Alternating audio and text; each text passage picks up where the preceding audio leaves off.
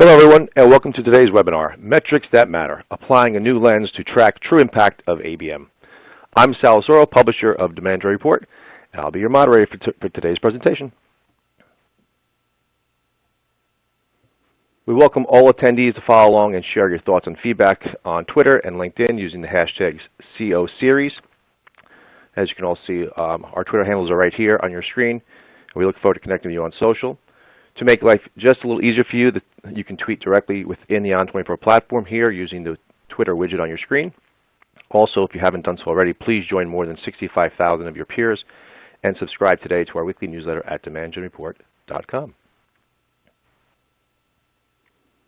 For today's webinar, we are using the On24 platform, and during the presentation, you can access all the information you need from the toolbar. As I mentioned earlier, you can tweet directly from the On24 platform using the Twitter widget that's on the left-hand side of your screen. We also encourage you to ask our presenter questions as they come to mind. And to do so, just simply click on the Q&A widget at the top right corner of your screen. Today's presentation is slated to run about 30 minutes, with 10 to 15 minutes for Q&A following the session. Again, and a reminder, you can submit your questions using the Q&A widget at any time. Of course, this session is being recorded, and all attendees will receive an archive link to the presentation, so you can go back, you can review, you can share with your colleagues, you can even watch it during a social hour. But we also welcome you to continue to let us know how we're doing by using the survey widget at the bottom. We ask folks to take the survey that pops up automatically at the end of the session. If you are like me and you need to do it sooner, you can pull it up at any time and complete it using the icon circled here at the bottom of your screen. But again, before signing off today, please take a moment to complete this quick questionnaire. Alrighty, now I'm pleased to introduce our featured speaker, Nipul Chokshi. Nipul runs marketing for Dun & Bradstreet Digital Solutions and is responsible for integrated marketing, product positioning, and sales enablement. Prior to Dun & Bradstreet, Nipul built and ran the solutions marketing and sales enablement functions at Yammer, which was acquired by Microsoft in 2012. Before Yammer, he led product management marketing at Marketo and Merced Systems, acquired by Nice Systems. Nipul lives in San Francisco, enjoys great wine and food, and is an avid runner. He earned a bachelor's degree in electrical engineering from Cornell and ABM, and an MBA from the University of California, Berkeley Haas School of Business. I've personally known and worked with Nipul many times over the years, and he always does a great job. So I'm excited for today's presentation. So without further ado, I'm going to pass things over to Nipul. Welcome, Nipul. Thanks, Sal. Hey, everyone. This is Nipul Chokshi with Dun & Bradstreet. I am really excited to be here today and to talk to everyone about a topic that I know is top of mind for many of us as B2B sales and marketing leaders, all around metrics and measurement that can enable us to not just prove the impact of our efforts to the business, but also to help us make better decisions in terms of how we allocate resources from a people standpoint, from a dollar standpoint, as well as how we actually optimize our execution. So really excited to talk about and present some frameworks that we've learned as we've engaged with our customers to really kind of help simplify things and help drive a little bit more standardization around that. Now, I've had the good fortune of working with some of the smartest and some of the leading sales and marketing folks in the B2B space. Here are just some examples of folks that we've generally worked with. These are revenue leaders from a lot of our customer base. And ultimately, all of these folks are very much on the vanguard of being able to leverage data and insights in order to really drive their decisioning, in order to make their marketing and sales engines as efficient and as effective as possible.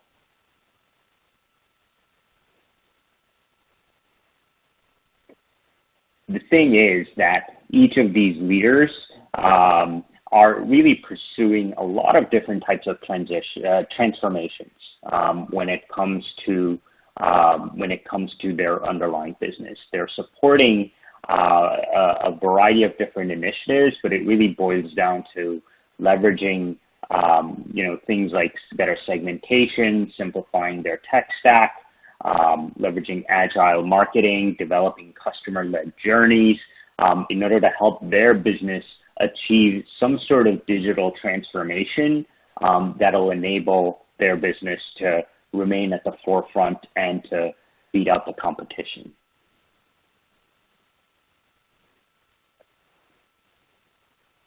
As everyone is likely aware, companies are facing significant disruption these days. From a marketing standpoint, not only are we looking to defend our budgets, but with the current events, having to take that spend that we were going to make on events and trying to figure out how can we get that same level of return using digital tactics. That certainly is top of mind for us at this point. From a sales standpoint, pipelines are full of uncertainty. As more and more companies, are either declining meetings or taking meetings only virtually, that certainly has a negative impact on the pipeline. And then finally, from an overall business standpoint, just being able to make sure that you're getting paid, from your customers. There's definitely pressure that we've seen amongst our customer base.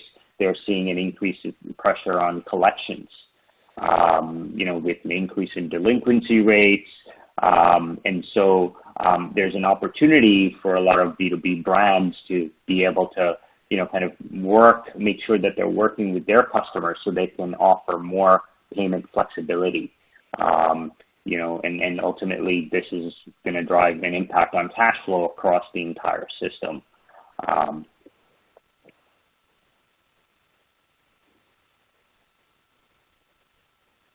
As a result, more and more, this is, B2B marketers have always been interested in driving account-based marketing. But we firmly believe that, current events are really going to accelerate the adoption of account-based marketing. The trend line for ABM over the long term has always been that the things and the principles that you leverage to be able to drive account-based marketing, are things that you should be applying across B2B marketing in general, right? And our belief is that the current situation, the current events, are really accelerating that trend. And so more and more companies are they've been already adopting account-based marketing, and we just believe that current events are going to accelerate that trend significantly.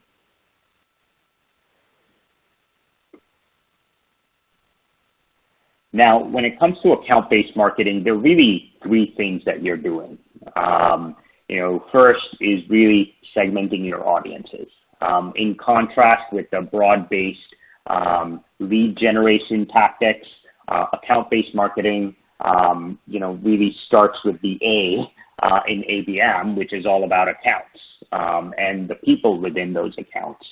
So it's really critical that you have a really good sense of who your audiences are before you start engaging in a set of tactics, before you let your sales team loose against calling on those folks. Really kind of understanding, how likely, each of the prospects are that you're engaging with, are likely to do business with you, what's their customer lifetime value, and so on and so forth. The second thing, once you actually segmented your audiences, is to actually engage them across different channels. That kind of falls into this activate bucket that I've got listed here on this slide. The idea here is buyers are increasingly becoming digital. Should be no surprise to anybody. Buyers are also being trained by their personal lives with their experiences with the likes of Amazon, Uber, Pinterest, and so on and so forth. And so they expect a more relevant experience with brands. They expect information in a more timely way, and they expect that engagement to occur across channels that they prefer, not the channels that a B2B brand prefers to actually engage buyers in. And so that's absolutely critical. And then the third piece of this is all about measurement. Being able to look at the investments that you're making, being able to look at the types of engagement you're getting across different channels, and then saying, okay, what's working and what isn't.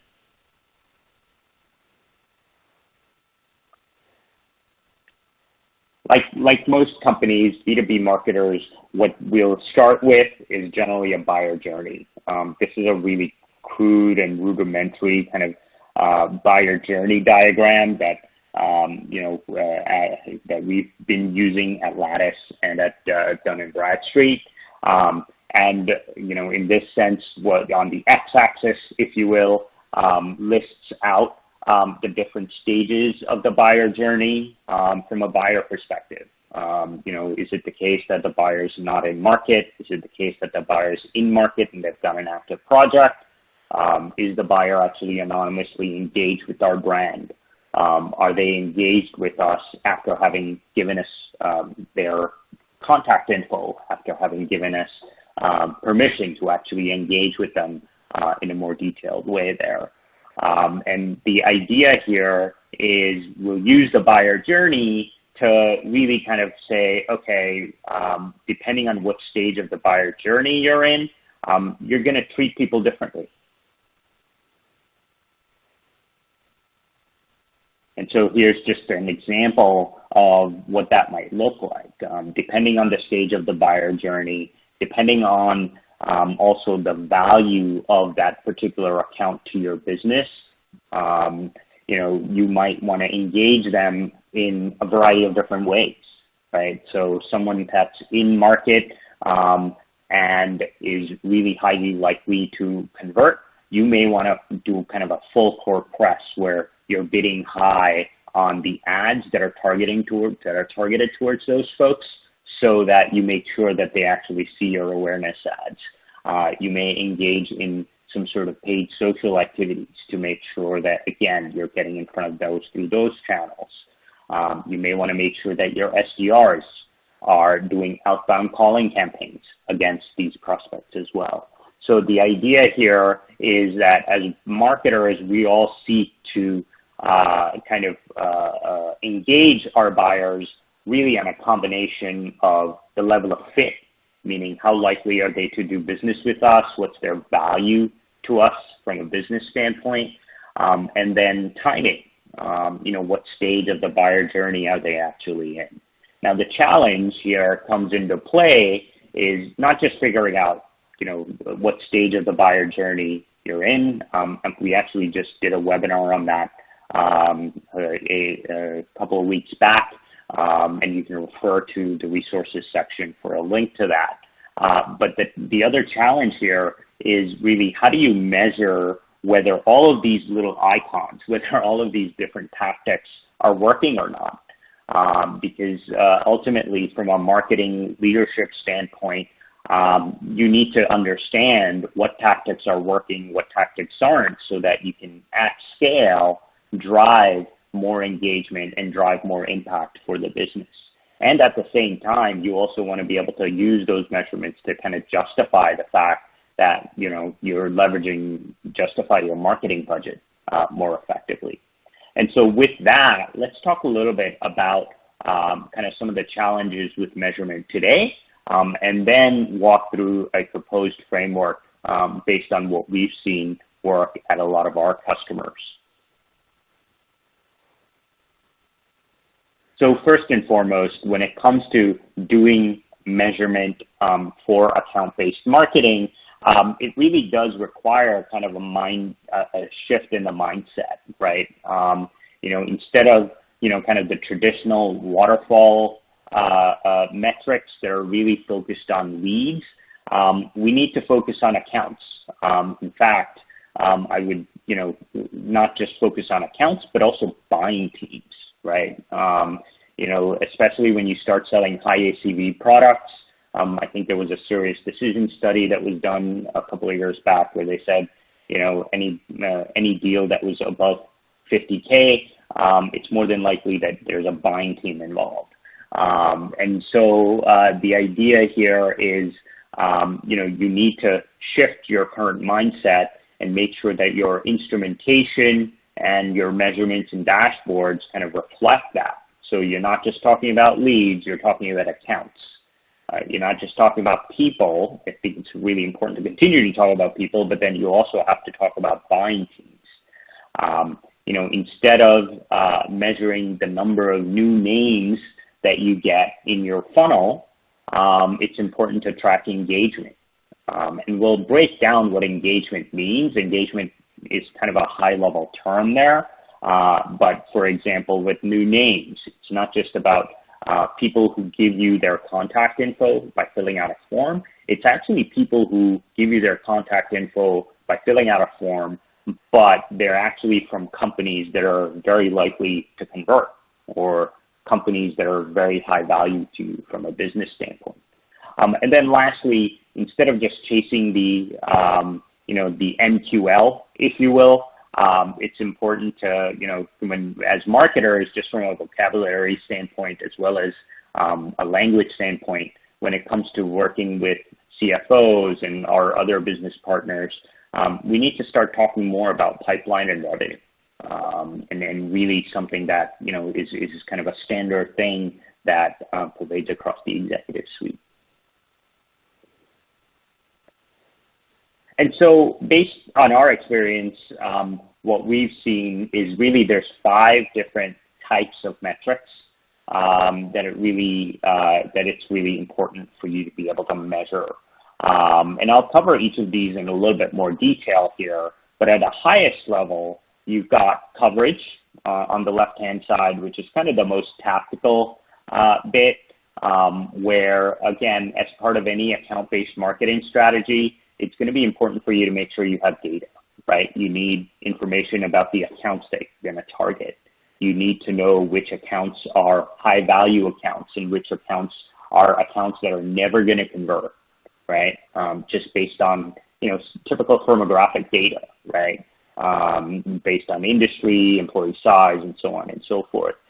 You're going to need information and data about the contacts within those accounts, and so on and so forth. So one key metric, just from an operational standpoint, it's really important to measure, kind of your coverage metrics. The next is all about activity. And this is more about making sure that you've got activities that are in place to make sure that you're actually reaching all the accounts and the people within those accounts that you care about. The third piece is once you've actually got the campaign spun up so that you're reaching these folks, you need to make sure that they're engaging, right? So are we driving any sort of two-way conversation? Are people actually, opening the emails and clicking on the emails? Are they actually, if we show them an ad, are they actually clicking on the ads, and so on and so forth? And we'll talk a little bit more about what that means. Impact. And so again, this is kind of the, Monday morning management team meeting type metric that you really want to just continue to talk about, is what's the impact that marketing is driving. Things like pipeline, revenue, and so on and so forth. And then lastly is return. What's the effectiveness or what's the ROI that you're getting from your sales and marketing investment? As CMOs, it's really important, as we look to defend our budgets, as we look to make the case for improving on our budgets, as we look to understand what tactics to cut, what tactics to double down on, these return metrics are really critical. And so we'll talk a little bit more about what that looks like as well. So So the first one is all around coverage. And so as I said earlier, this is really metrics that enable us to make sure that we're actually, we give us a confidence that we've got the data foundation that we need in order to actually get started with our account-based marketing programs. And so a variety of different types of metrics here, things like fill rate, for example.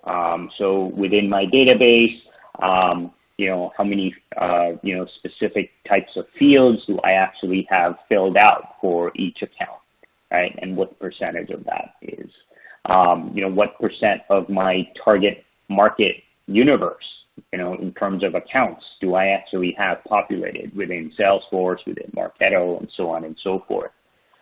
Do I have my high value targets, my A and B accounts actually identified? Do I have, identified, and do I have data on the marketable contacts within each and every one of those target accounts? And so those are just some examples of, really tactical, what we call data coverage metrics. It's really critical to have because, again, this data becomes the foundation for you to be able to launch very effective account-based marketing programs. The next metric here is all around activity. And so the idea here is, as marketers, it's obviously, this is not the end-all, be-all metric that we're going to be reporting to the management team here and our C-level peers. The idea, though, here is, do we have the right level of activity so that we're actually trying to reach the accounts and the people that we care about, right? And so you can see some examples of specific metrics that you can use in order to track that.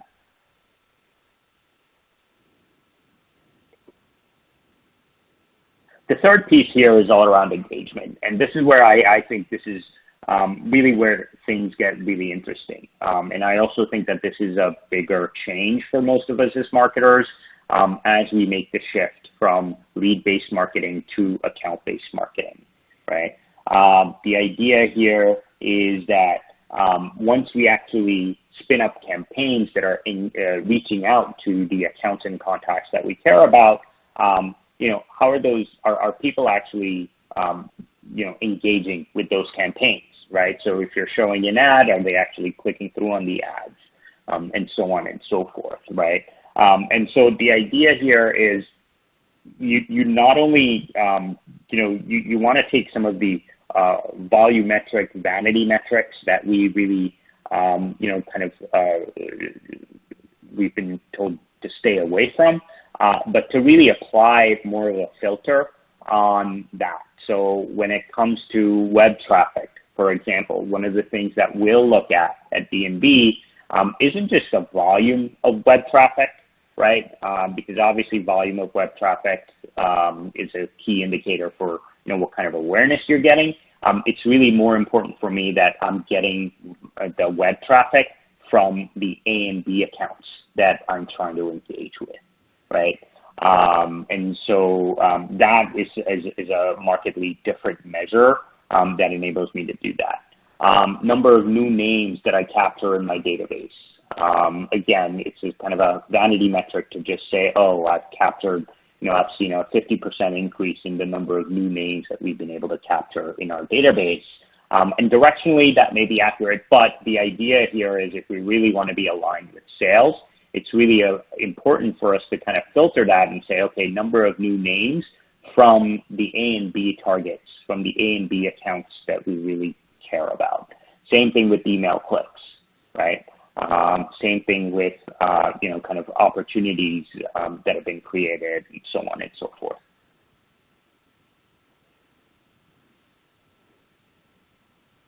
Now, obviously, you're not just going to measure just for the heck of it, right? So when it comes to engagement metrics, there are a variety of different sorts of things that you can do, right? When it comes to making better decisions from a sales and marketing standpoint, right?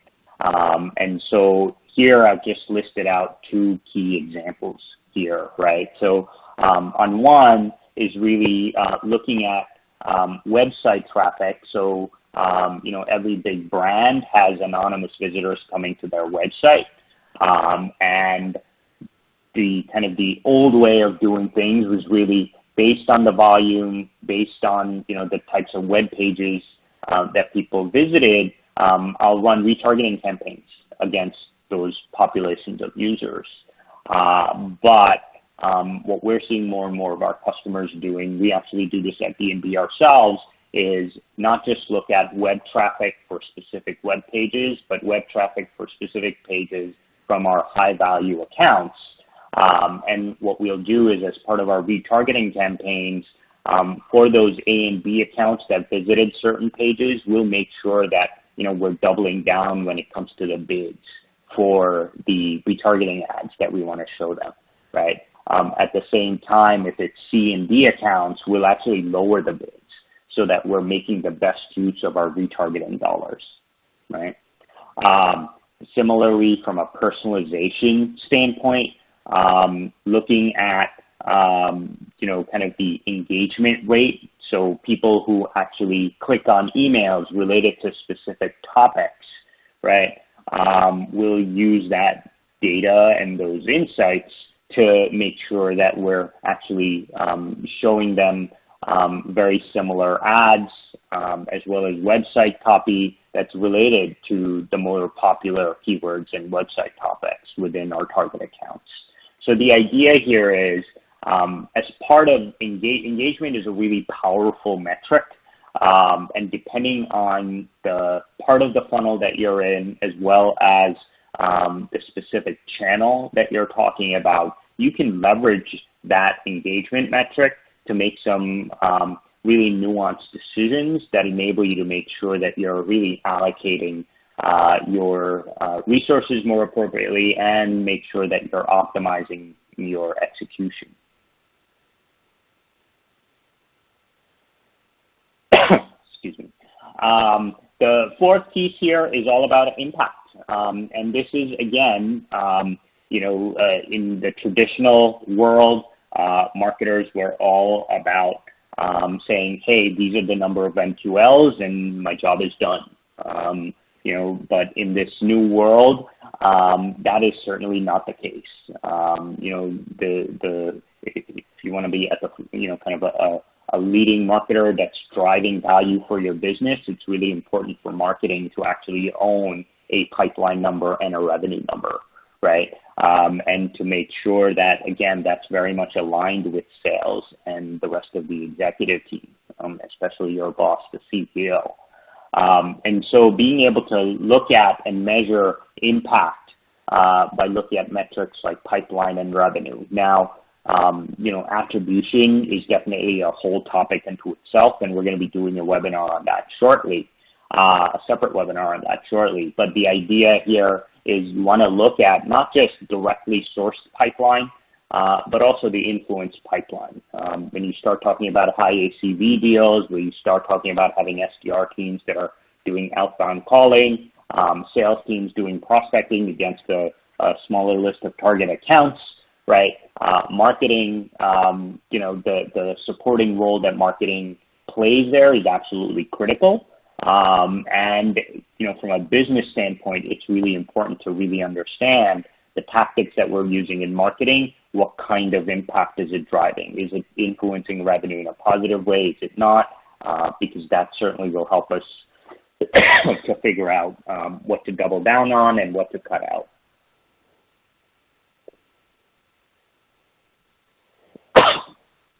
Here's an example of one of our customers looking at impact, right? And so, not only are they looking at things like time to value, so this is actually impact of the kind of one of our solutions that they implemented on their business. But I just want to give you a sense of how they're actually looking and thinking about kind of the metrics that they're using, right? So they'll look at things like lead to opportunity conversion rate, right? so that again, it gives them a measure of the value that marketing is driving for their business. Another one of our customers, LiveRamp, another example of how they're looking at impact. They'll look at things like, obviously, reach as well as engagement. In their world, engagement is all around, meetings that have been generated with target accounts, clicks that they get through ads from their target accounts, website traffic that they get from their target accounts, and so on and so forth. But ultimately, from them, they call it an MQL, but it really is opportunity creation. And that is kind of a key metric for them when it comes to helping to make drive impact.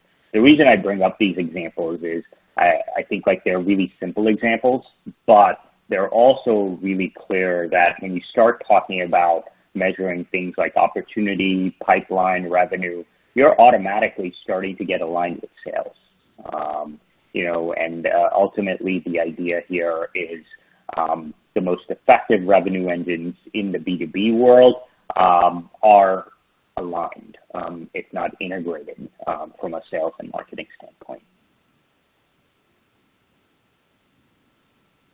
And the last metric here that we can talk about is really all around return, right? So this is where taking your paid media dollars and the traditional efficiency metrics that we kind of talked about in terms of cost per lead and whatnot, instead of just talking about the cost per lead, it really is cost per qualified lead, right? So the idea here is if you run an ad, right, you not only want to look at what's the cost per click, but it's cost per click from the actual, from a user at a account that you care about, right? So from your A and B accounts and whatnot. So the idea here is, again, it's really critical to be able to apply this target account lens in order to be able to assess the impact of this. There you have it. So those are just really quick and easy examples of the different metrics that we've seen. These are certainly metrics that we use as well as part of running our business.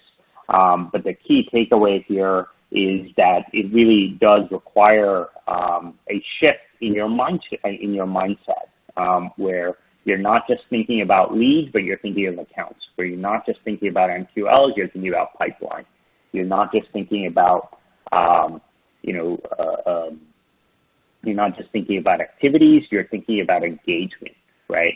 It's really critical to make sure that you understand, what kind of engagement that you're actually driving with your business.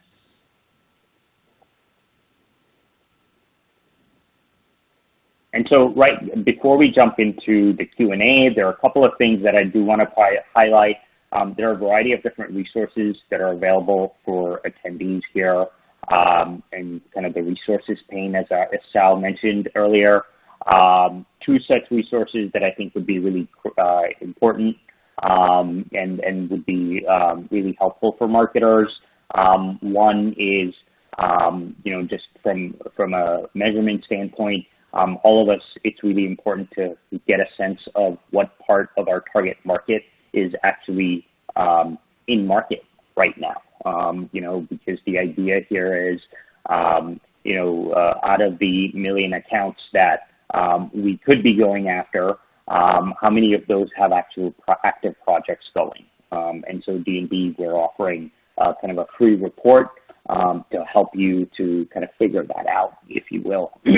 And then at the same time, as I said earlier, businesses are increasingly facing a lot of uncertainty. And so D&B, we have the good fortune of being able to have a variety of different metrics about each and every company in the world that will enable us to help you get a better sense of what's your level of risk with each company when it comes to your sales pipeline, when it comes to collections, and so on and so forth.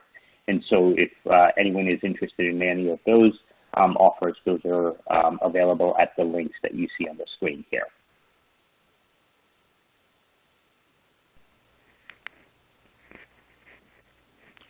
Great, Nipul. Thank you so much. It was a great presentation.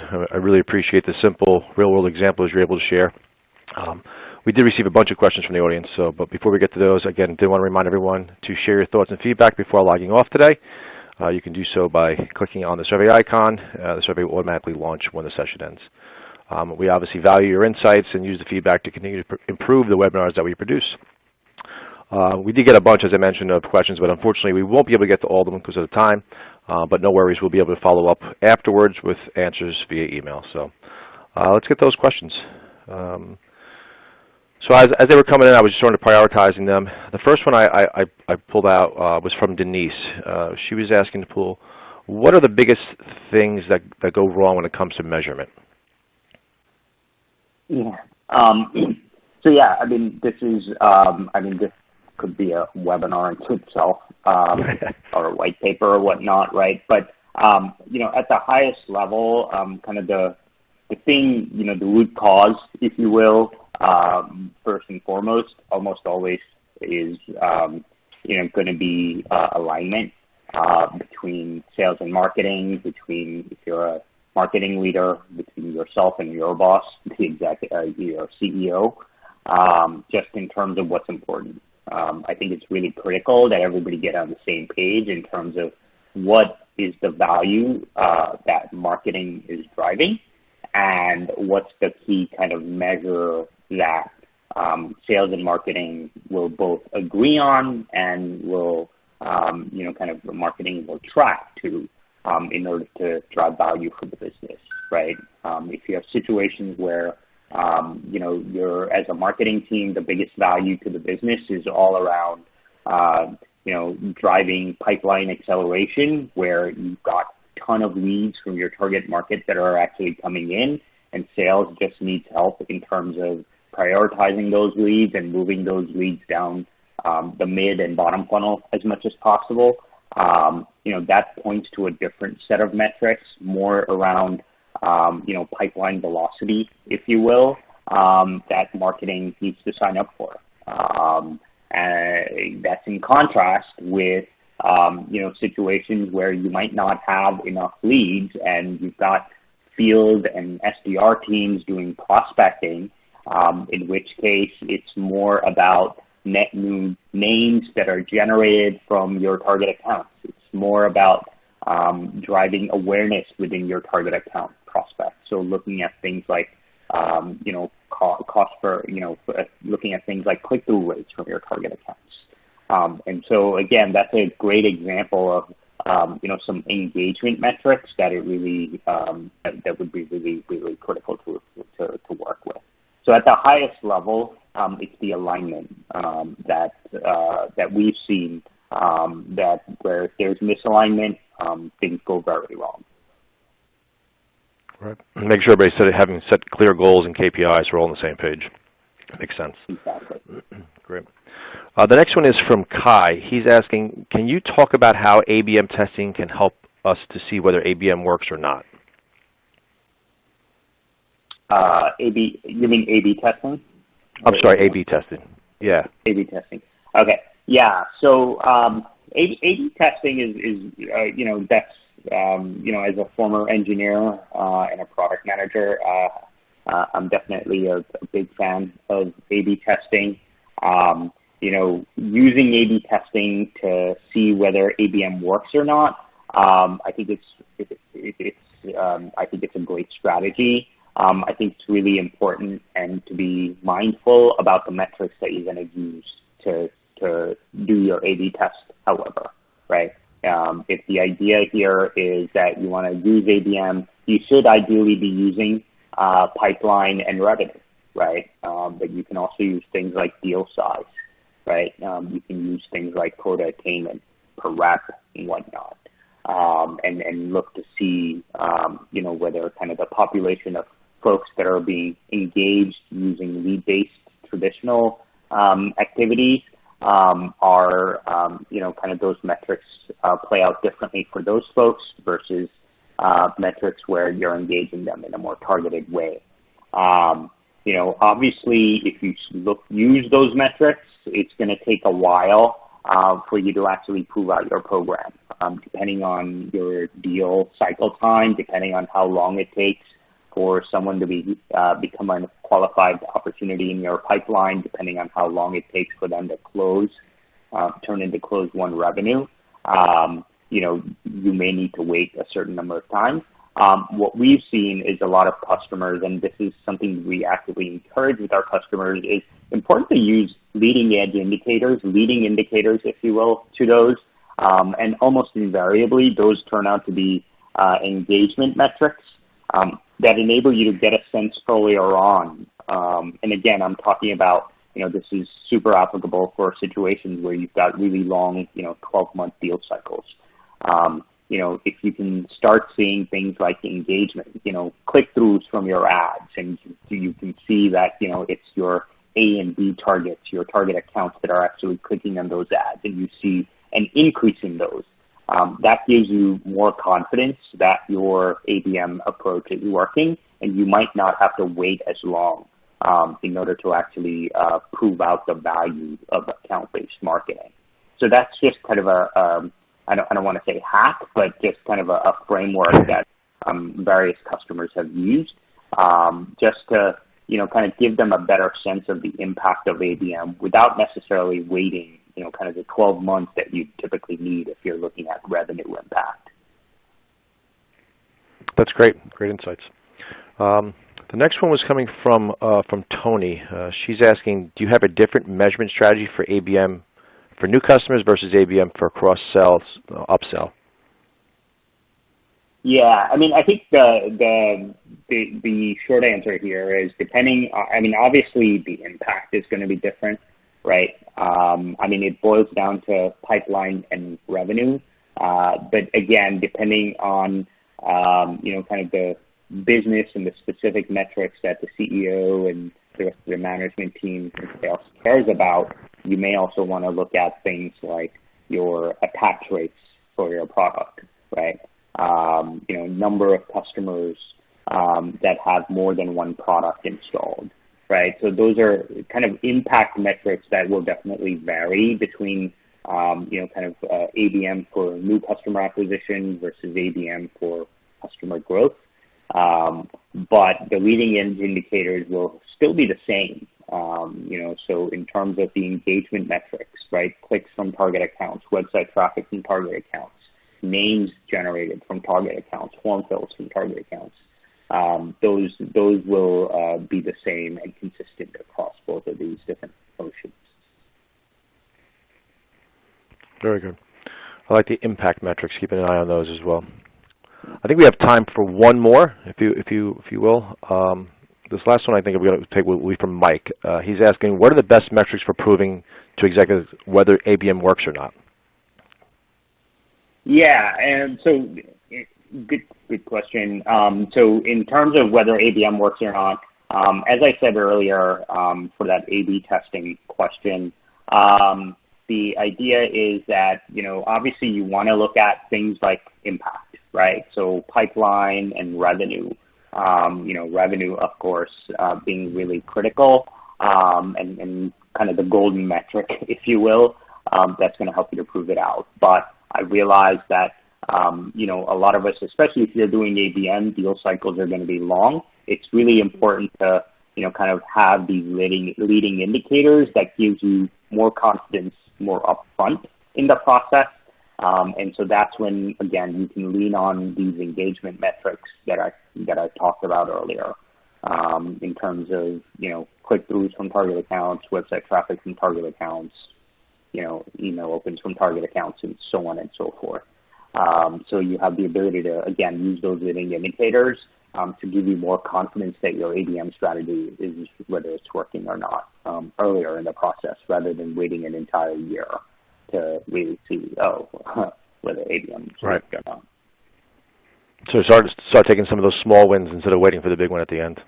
Exactly. Great. All right. Well, I appreciate that.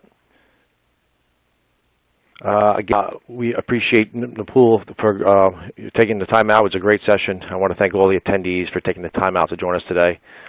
Please be sure to join us for our next session. It is how ABM can elevate customer retention and drive upsell. which kicks off today at 3 o'clock Eastern. So again, thank you everybody, and have a great day. Thank you.